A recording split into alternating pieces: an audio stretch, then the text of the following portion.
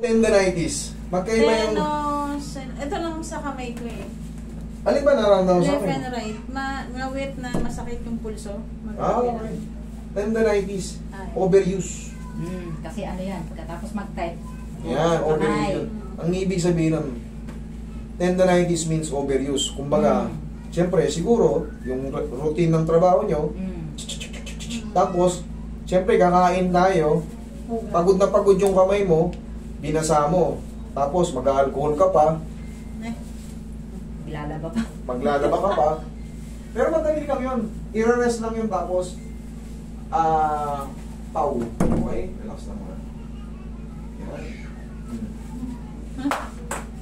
Bilong. Tunog. Tumunog lang, hindi mahihilo. Pag nahihilo ka, sabihin mo sa akin. Nahihilo ka? Hindi. Hindi. Wala mo. Sa damit kasi. Yan. Pamira. Relax lang. Hindi na luto. Yun. Pagkita. Sige, dinan mo.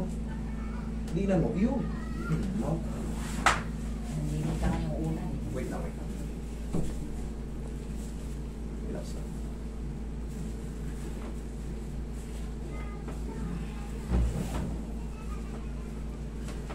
Higa kang patagilid. Relax lang. Lalabanan. Yan. Kabilang side. Mamaya yung pinipindot natin dyan. Wala na yun. Baka ka lang kumain ng icing. Relax. Kapa.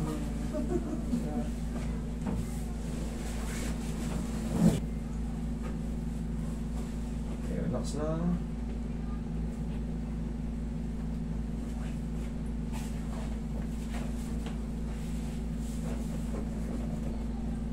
Relax lang.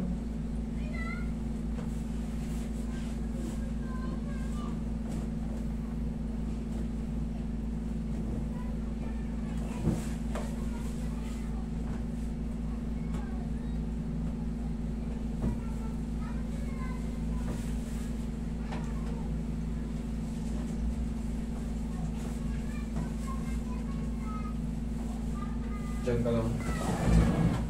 Pinipin doon.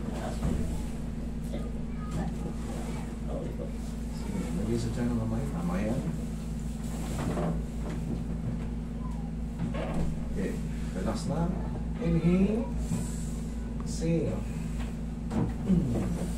Diyan lang muna.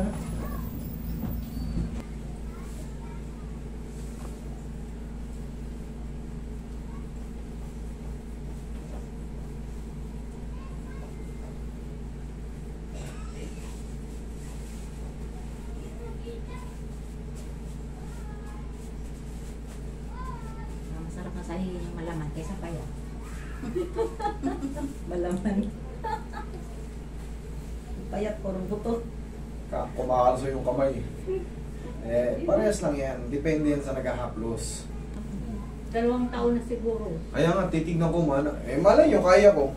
Pag hindi ko naman kaya, i-assess ko lang muna yan. Hindi natin bibirahin ka agad. Walang ganun dito. Kumbaga, Sasabihin ko sa kanya. double check ko muna. Pabalik-balik sa doon sa therapy sa Bacoor eh. Subukan ko muna. Kaya nga- Tignan ko muna yung files niya. Pag kaya ko, kaya ko. Pag hindi, talagang i-explain ko sa inyo bakit hindi kaya. Kanina masakit dito. Ngayon, nasa na? Malambot na. Kasalanan niya, nagpunta kayo rito. Sabi ko sa inyo, madali lang yung kaso niyo. Ang lambot to. Ito kanina may pumipigil eh. Wala na. Okay? Thank you so much.